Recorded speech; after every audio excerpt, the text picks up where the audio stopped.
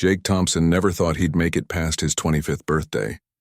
Back in Afghanistan, during those long desert nights when the Taliban would launch surprise attacks, survival was measured in minutes, not years. Yet here he was at 52, sitting in his garage on a quiet Tuesday morning, staring at the one thing that had kept him sane for the past 20 years. His 1995 Harley-Davidson Softail gleamed under the fluorescent lights. Every chrome piece sparkled like new, every leather surface conditioned to perfection. Jake had bought this bike with his first civilian paycheck after coming home from his second tour.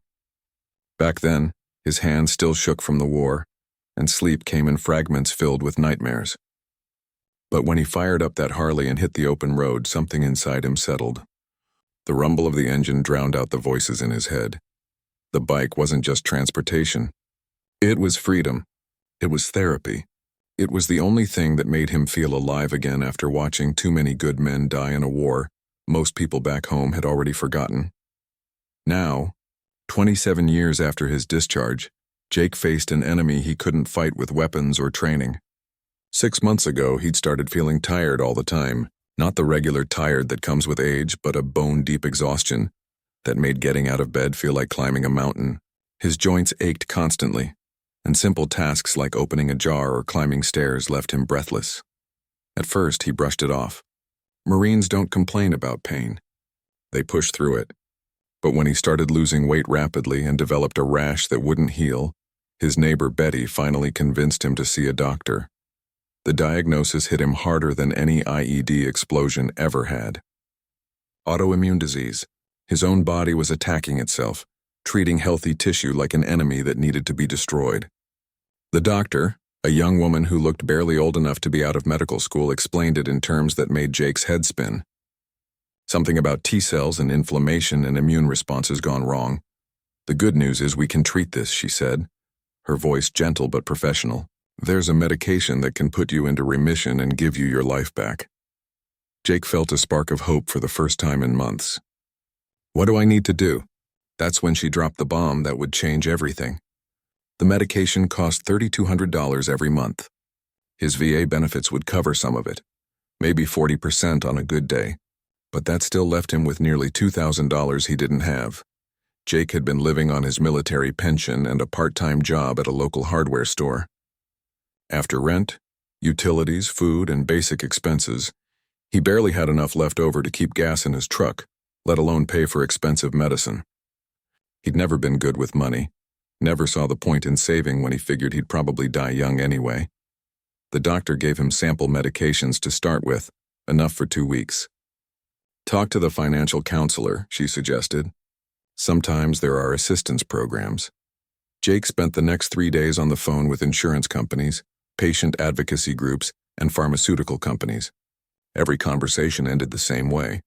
He made just a little too much money to qualify for help, but nowhere near enough to actually afford the treatment. As the sample medication started to work and he began feeling human again, the cruel irony wasn't lost on him. He could have his life back, but only if he could pay for it every single month for the rest of his days. That's when he found himself in the garage, really looking at his Harley for the first time in weeks. He'd been too sick to ride lately, too tired to even start the engine for its weekly maintenance routine. But now, as he ran his hands over the familiar curves of the fuel tank, an idea began forming that made his stomach clench with dread. The bike was worth money, good money. He'd kept it in perfect condition, never rode it in bad weather, stored it properly every winter. Online listings for similar bikes were asking anywhere from $10,000 to $15,000. That would cover his medication for 3, maybe 4 months. Jake sank down onto his workbench, the weight of the decision crushing down on him. Selling the Harley would mean losing the one thing that had saved his sanity after the war. It meant giving up his weekend rides through the mountains, the feeling of wind in his face, the sense of freedom that nothing else could provide. But what choice did he have? He could keep the bike and slowly waste away, or sell it and live. When he put it like that, it seemed obvious, yet his heart felt like it was being ripped apart. He thought about the day he'd brought the bike home. He was 32 then, fresh out of the service, struggling to adjust to civilian life. The Harley dealer, an old veteran himself, had taken one look at Jake and knocked $500 off the price. Every soldier needs something to remind him he's free, the man had said. Jake had spent countless hours in this garage, learning every bolt and wire on that machine.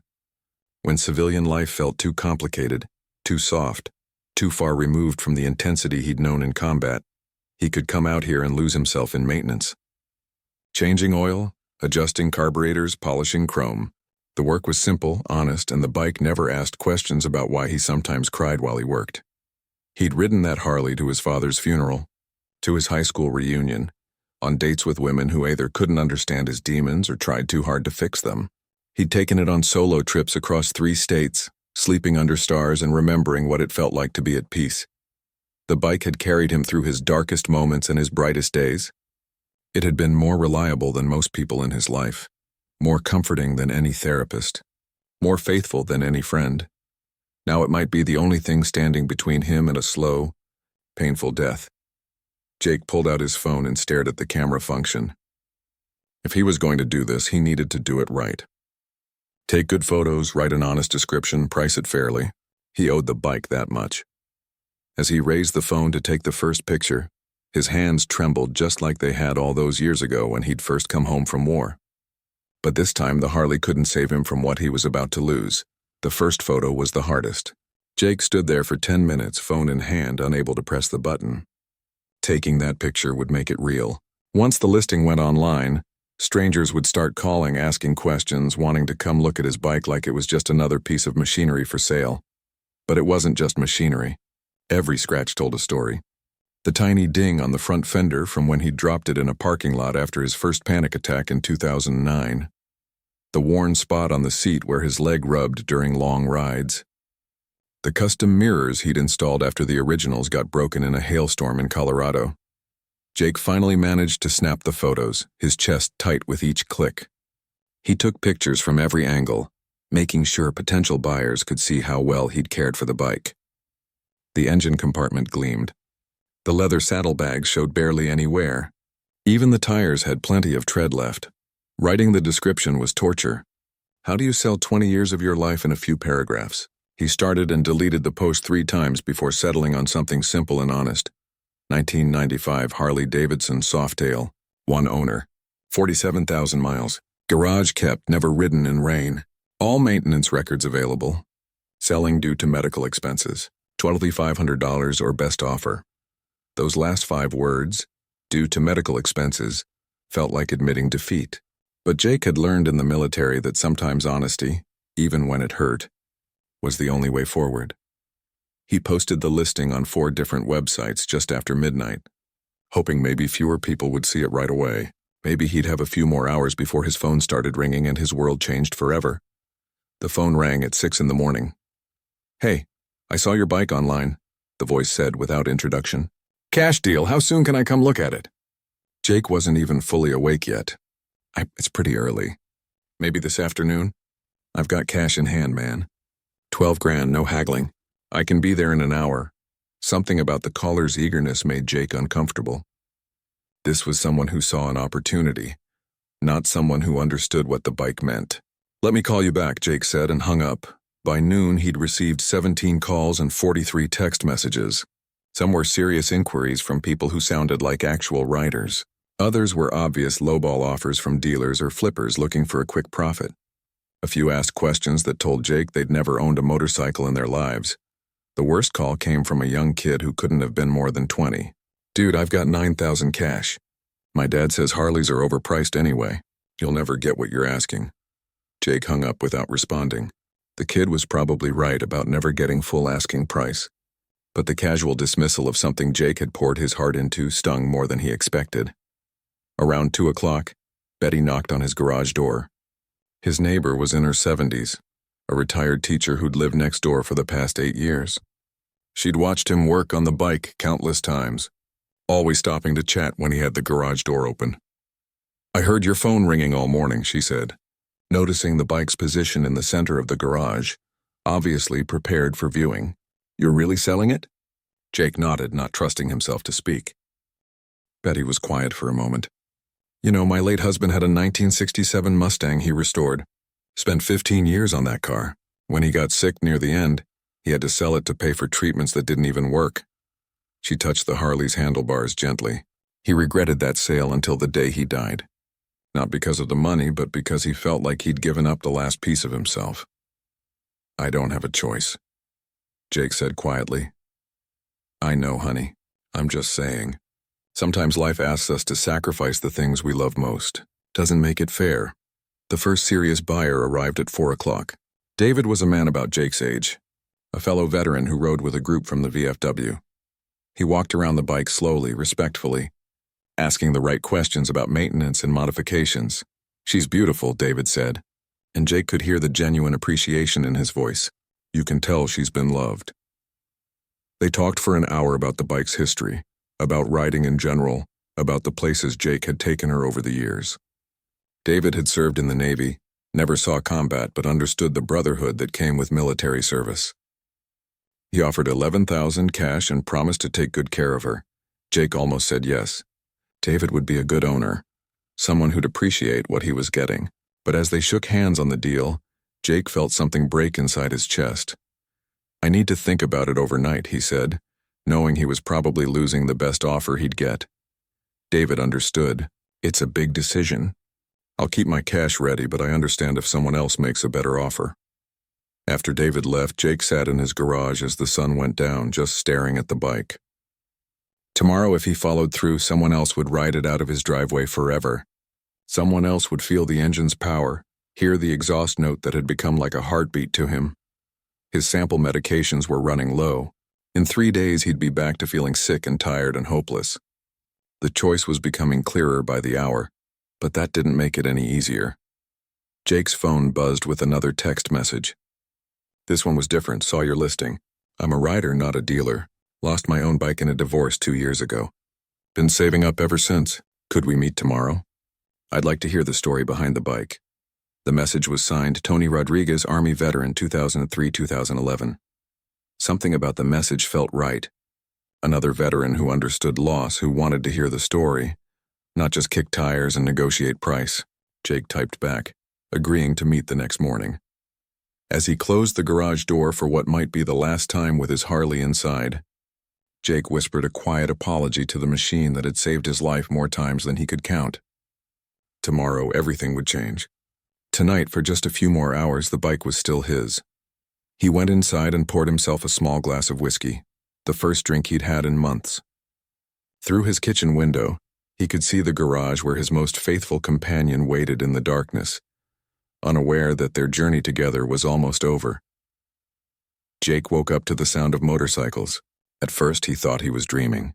The rumble of multiple engines, the distinctive sound of Harley exhaust systems, the slow idle of bikes coming to a stop. But as consciousness fully returned, he realized the sounds were real and they were coming from his driveway. He glanced at the clock. 7:30 in the morning. Tony wasn't supposed to arrive until 10.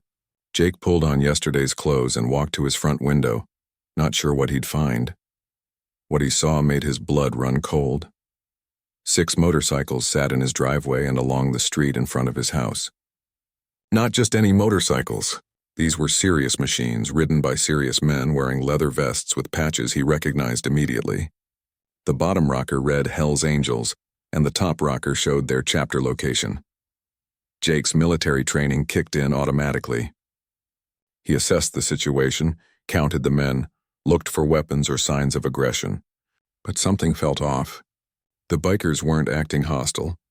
They were standing around casually, talking in low voices, drinking coffee from travel mugs like they were on some kind of morning ride.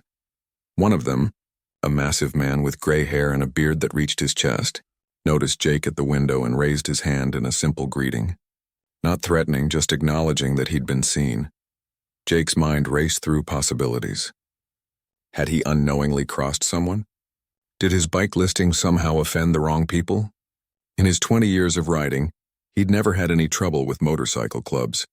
But he'd heard enough stories to know these weren't people you wanted to make angry. The big man with the gray beard walked up to his front door and knocked. 3 measured knocks, polite but firm. Jake opened the door, keeping his expression neutral. "Morning. You Jake Thompson?" the man asked. His voice was gravelly but not unfriendly. "That's me. Name's Tank Rodriguez. We need to talk about your bike, Rodriguez." Jake's mind clicked. The text message last night from Tony Rodriguez, Army veteran. This couldn't be a coincidence. Your son Tony? Jake asked. Tank's weathered face cracked into a slight smile. Smart man. Yeah, Tony's my boy. He called me last night, told me about your situation. Said you were selling your softail because of medical bills. Jake felt some of the tension leave his shoulders, but he remained cautious. That's right. Mind if we come in? Got some things to discuss. Jake looked past Tank at the other bikers. They were older men, mostly in their 50s and 60s, not the young hotheads he might have expected. Still, inviting Hell's Angels into his house wasn't something he'd ever planned on doing. How about we talk in the garage? Jake suggested. Tank nodded approvingly. Good thinking. Let me get the others. Minutes later, Jake found himself in his garage surrounded by 6 Hell's Angels members, all staring at his pristine Harley. But instead of the intimidating scene he'd expected, the mood felt almost reverent. These men knew motorcycles and they could see the love and care Jake had put into this machine. Beautiful bike, said one of them, a lean man with intricate tattoos covering both arms. You can tell she's been treated right. Tank walked around the Harley slowly, taking in every detail. Tony told me you're a Marine. 2 tours in Afghanistan. That's right. I did 3 tours in Vietnam, Tank said. Different war, same brotherhood. He looked up at Jake. Tony also told me you're selling this bike to pay for medicine. Cancer? Autoimmune disease. My body's attacking itself. Tank nodded grimly. My brother died from something similar. Took everything he had to pay for treatments that didn't work anyway. He straightened up, his expression growing serious. Here's the thing, Marine. Word gets around in the riding community. Your listing mentioned medical expenses, and that caught some people's attention. Jake wasn't sure where this was going, but he sensed it wasn't a threat. See, we've got this thing about brothers, Tank continued. Doesn't matter what club you're in, what branch of service, what color your skin is. A rider's a rider, and a veteran's a veteran. When we heard about your situation, it didn't sit right with us. One of the other men, who'd been quiet until now, spoke up. My name's Pete. Lost my leg in Iraq, 2005. When I came home, my bike was the only thing that made me feel normal again. If I'd been forced to sell it, he shook his head. That would have killed something inside me. Jake was beginning to understand that this wasn't a random visit, but he still couldn't guess their intentions. Tank reached into his leather jacket and pulled out a folded piece of paper. We've been doing some thinking, some talking with other clubs, other veterans. What if you didn't have to sell your bike? He handed Jake the paper. It was a handwritten list of names and dollar amounts. The Hells Angels chapter members, their wives, friends from other motorcycle clubs, local veterans organizations. The amounts ranged from $50 to $500, but they added up to something Jake couldn't believe. $8,400. Tank said. That's what we've raised so far, just in the past 18 hours since Tony called me. Jake stared at the list, reading names he didn't recognize. People who'd contributed money to help a stranger keep his motorcycle. I don't understand. Why would you do this? Because we've all been where you are, said Pete. Maybe not with medical bills, but we've all faced losing something that mattered. And we know what it's like to come home from war and find out that the thing that saves your sanity costs more than you can afford. Tank took the paper back and pointed to the bottom of the list. But we're not done. See, we're planning something bigger. A charity ride. 3 states, 5 days. We've got stops planned at veteran centers, motorcycle dealerships, biker bars. Every stop, we tell your story. Every stop, people contribute. I can't ask you to do that, Jake said, overwhelmed by the generosity of people he'd never met. You're not asking, Tank replied firmly. We're telling you we're doing it. The ride starts this weekend. My guess is we'll have enough to cover your medication for the next year, maybe more. Jake felt his throat tighten with emotion. These men, who society often saw as outlaws and troublemakers, were going out of their way to help a fellow veteran keep the one thing that brought him peace. There is one condition, Tank said, and Jake tensed, waiting for the catch he'd known had to be coming. You ride with us. Part of the route, anyway. People need to see who they're helping. They need to hear your story from you. Jake looked around at the faces surrounding him, tough men who'd seen combat, who'd lived hard lives, who'd found brotherhood on the open road, men who understood that sometimes a motorcycle was more than transportation, more than a hobby. Sometimes it was the difference between surviving and truly living. When do we leave? Jake asked. Friday morning arrived with the kind of crisp autumn air that made every rider's heart beat faster. Jake had barely slept, not from worry this time, but from anticipation. He'd spent 2 days getting his bike road-ready, checking tire pressure, changing oil, making sure everything was perfect for what Tank had promised would be a ride unlike any other. The Hells Angels arrived at his house at sunrise, but they weren't alone. Word about the charity ride had spread through the motorcycle community faster than Jake thought possible. Riders from 3 different clubs had shown up to participate, along with several independent bikers who'd heard the story and wanted to help. 23 motorcycles lined his street, their engines creating a symphony that had neighbors coming out to watch.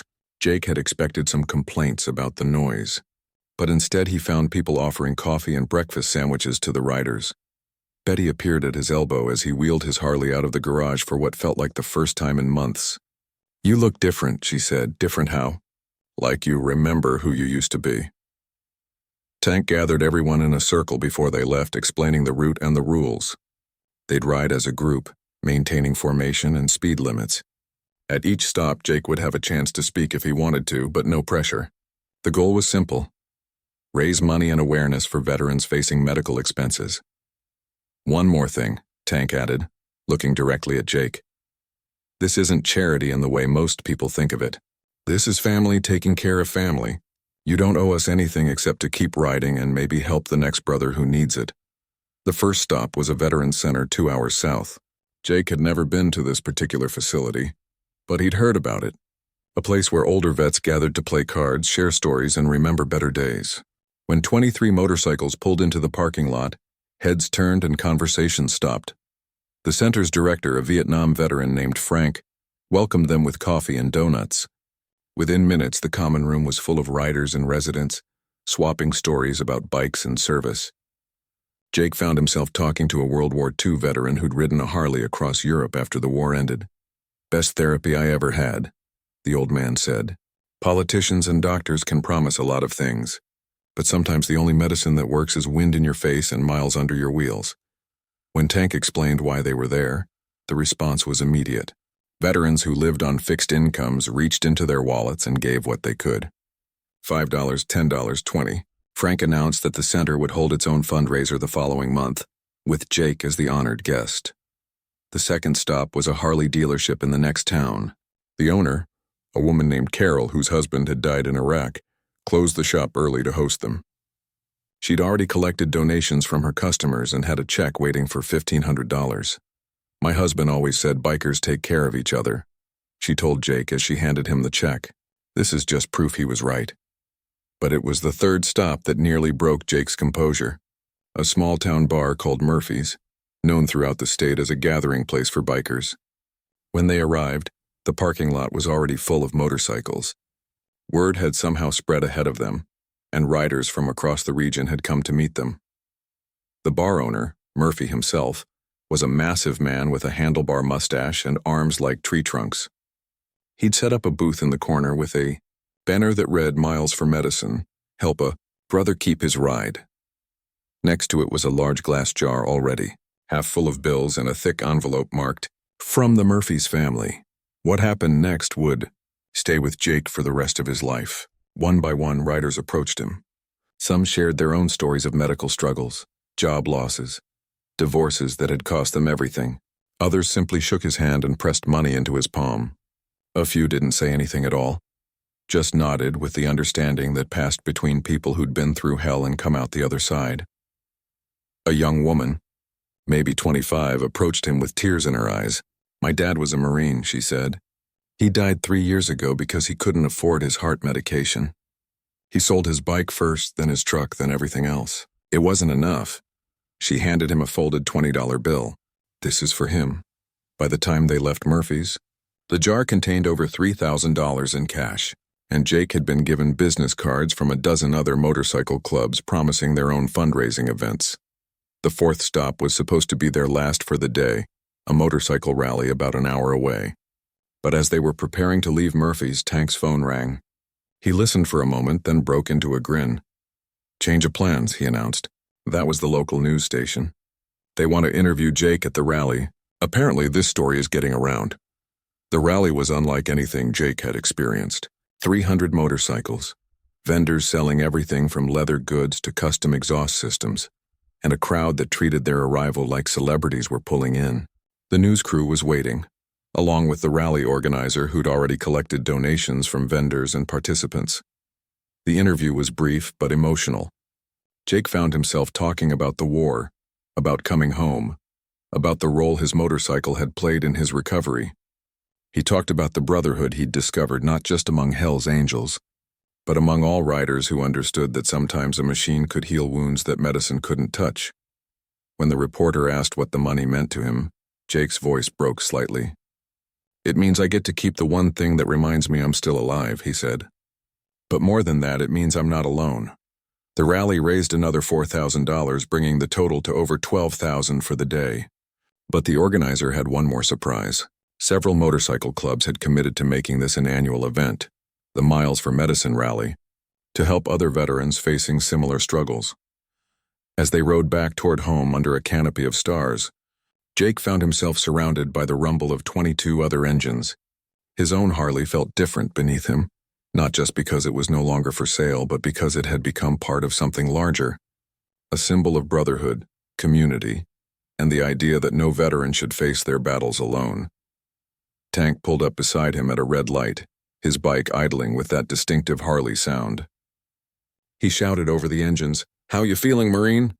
Jake looked around at the riders surrounding him, men and women who'd started as strangers and had become family in the span of a single day. "Like I'm home," he shouted back.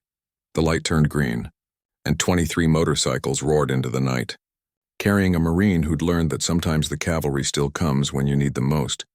6 months later, Jake sat in his garage working on his Harley, but this time he wasn't alone. Tony Rodriguez was there, learning how to adjust the carburetor on his own newly purchased bike. Pete was helping another veteran, a young woman named Lisa who'd lost her leg in Syria, figure out how to modify her motorcycle's controls so she could ride again. The garage had become an unofficial meeting place for what they'd started calling the Miles for Medicine family. Every Saturday morning, veterans would gather to work on bikes, share stories, and support each other through whatever challenges they were facing. The original charity ride had raised over $18,000, enough to cover Jake's medication for 6 months. But the story didn't end there. It had grown into something none of them had expected. The local news story had been picked up by national media. Jake's phone had rung for weeks with calls from magazines, podcasts, and television shows wanting to tell the story of the Hells Angels who'd saved a veteran's motorcycle. But more importantly, it had inspired similar efforts across the country. Miles for Medicine had become a movement. Motorcycle clubs in 12 states had organized their own charity rides for veterans facing medical expenses. A website had been created to connect veterans in need with riders willing to help. Corporate sponsors had stepped forward, including a major motorcycle manufacturer that had pledged to match donations dollar for dollar. Jake's own situation had improved dramatically. The pharmaceutical company that made his medication had heard about his story and enrolled him in a patient assistance program that reduced his monthly cost to just $50.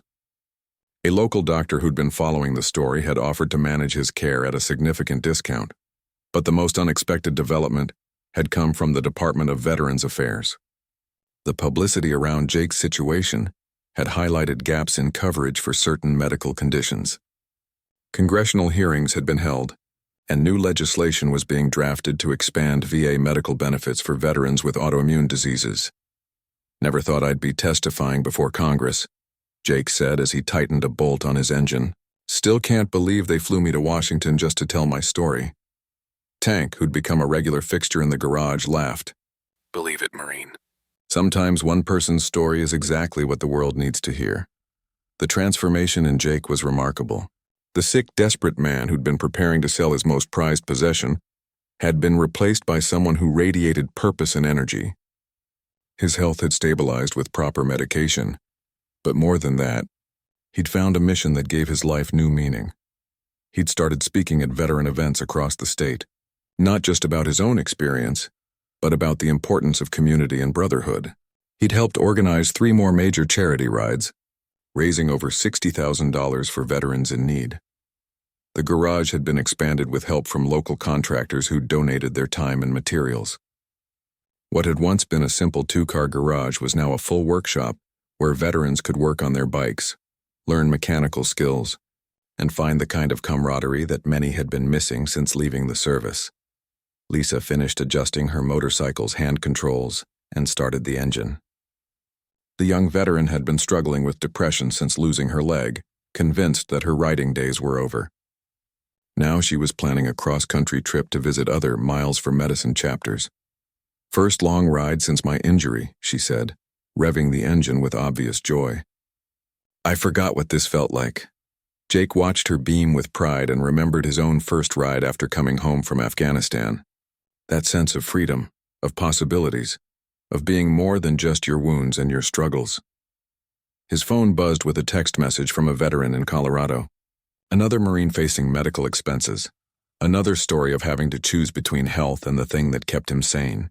Jake typed back quickly, promising to make some calls and see what they could organize.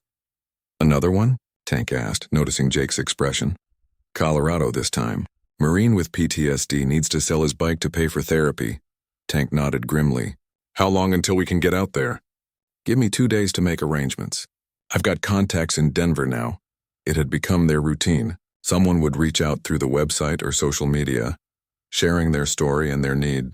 Within days, local motorcycle clubs would start organizing, veterans would begin spreading the word, and another charity ride would take shape. The success rate was remarkable. In 6 months, they'd helped 17 veterans keep their motorcycles while getting the medical care they needed. More importantly, they'd connected these isolated individuals with a community that understood their struggles. Betty appeared in the garage doorway with a tray of sandwiches and cold drinks. At 76, she'd become the unofficial grandmother of the group, always making sure the veterans were fed and cared for. She'd also become one of their most effective fundraisers, organizing events at her church and senior center. "You boys eating lunch today, or are you planning to work straight through again?" she asked with mock sternness. As the group gathered around Jake's workbench for lunch, the conversation turned to their next big project. A national Miles for Medicine rally was being planned for the following year, with chapters from across the country converging on Washington, D.C. The goal was to raise $500,000 and deliver a petition to Congress supporting expanded veteran medical benefits. "Never thought I'd be organizing something this big," Jake admitted. "6 months ago, I was just trying to figure out how to afford my pills." Pete, who'd been quiet during lunch, finally spoke up. "You know what the difference is? 6 months ago, you were facing your problem alone. Now you've got 300 brothers and sisters who won't let you fight by yourself." As the afternoon wore on and the veterans worked on their various projects, Jake reflected on how much his life had changed. He'd gone from feeling forgotten and abandoned to being at the center of a movement that was helping veterans across the country. His Harley sat in the corner of the garage, gleaming as always, but now it represented something bigger than just his own freedom. It had become a symbol of what was possible when people refused to let their brothers and sisters face impossible choices alone. The medication that had once seemed impossibly expensive was now easily affordable. His health was stable, his future secure. But more than that, he'd found his purpose in the years after war. Not in a traditional job or career, but in the simple act of making sure no veteran had to choose between their health and their sanity. As the sun set and the other veterans began loading their bikes to head home, Tank walked over to where Jake was cleaning his hands with shop rags. "You know what the best part of all this is?" Tank asked. Jake looked around at his friends, his garage full of motorcycles, his life full of purpose and community. "What's that?" 6 months ago, you thought you were losing everything. Turns out you were just getting started."